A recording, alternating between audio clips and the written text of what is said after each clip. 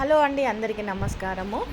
మీరు ఎలా ఉన్నారు? మేము చాలా బాగున్నామండి. ఈ వీడియో వచ్చేసి దసరాకి మేము హాలిడేస్ అని చెప్పేసి ఇంటికి వెళ్ళాం కదా, విలేజ్కి వెళ్ళినప్పుడు అక్కడ మా ఇంటి వాతావరణాన్ని ఈ విధంగా వీడియో తీసి మీ ముందు పెట్టాను.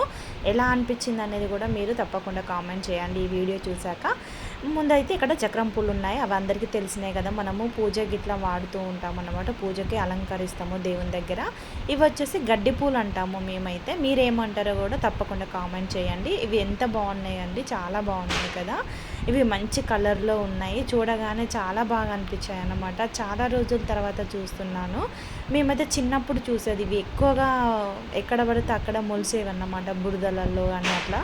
కాకపోతే ఈ మధ్య కనిపించలేదు. చాలా రోజుల తర్వాత ఈ చెట్లు కనిపించేసరికి నాకు ఈ వీడియో తీయాలనిపించి తీసాను అన్నమాట. తర్వాత వచ్చేసి చక్రం పూలు అన్నమాట. ఈ చక్రం పూలు అని అంటే రైలు బంతి పూలను కూడా అంటారు, ఎల్లో కలర్ పూలను. రైలు బంతి పూలని మీరు కూడా అలాగే అంటారా, లేకపోతే వేరే ఏమైనా ఉంటే కామెంట్ చేయండి. అలాగే రకరకాల పూలను నేనైతే ఈ వీడియోలో మీకు చూపించడం జరిగిందన్నమాట. ఊర్లో చాలా రకాల పూలను పెంచుతూ ఉంటారు కదండి. సిటీలో కన్నా మనకు విలేజ్లోనైతే ఎక్కడ పడితే అక్కడ మనము పెంచుకోవచ్చు అనమాట. తర్వాత మా ఇంటి పక్కనే పొలం కూడా ఉంటుంది అన్నమాట, మొత్తం గ్రీనరీగా ఉంటుందన్నమాట మా ఇల్లు అనేది, ఎందుకంటే లాస్ట్లో ఉంటుంది. అలాగే మొత్తం విలేజ్ కాబట్టి విలేజ్ వాతావరణం అంటే ఎవరికి ఇష్టం ఉండదు చెప్పండి.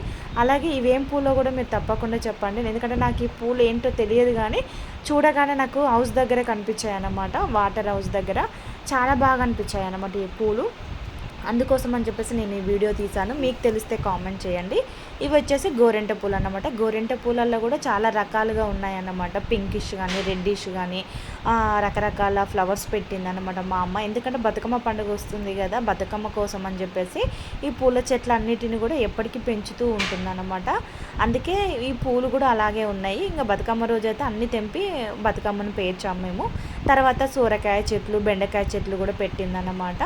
ఇంట్లోనే ఫ్రెష్ కూరగాయలు ఉంటే మనకి ఎంత బాగుంటుంది చెప్పండి. ఆ కర్రీ వండుకున్నా కూడా చాలా టేస్ట్ ఉంటుంది కదా. అయితే సొరకాయ చెట్టు కూడా చూసారుగా ఏ విధంగా ఉన్నాయి సొరకాయలు అనేది, చాలా ఫ్రెష్గా బాగున్నాయి అన్నమాట. సొరకాయలు అనేవి అప్పుడప్పుడే కాస్తున్నాయి అన్నమాట. కర్రీ వండుకొని కూడా తిన్నాం మేము, చాలా బాగుంది టేస్ట్. ఆ వాతావరణం అయితే, ఇంటి వాతావరణం అయితే చాలా బాగా అనిపించిందండి నాకైతే. చూసారుగా ఎంత పెద్దగా ఉందో సొరకాయ చెట్టు అనేది.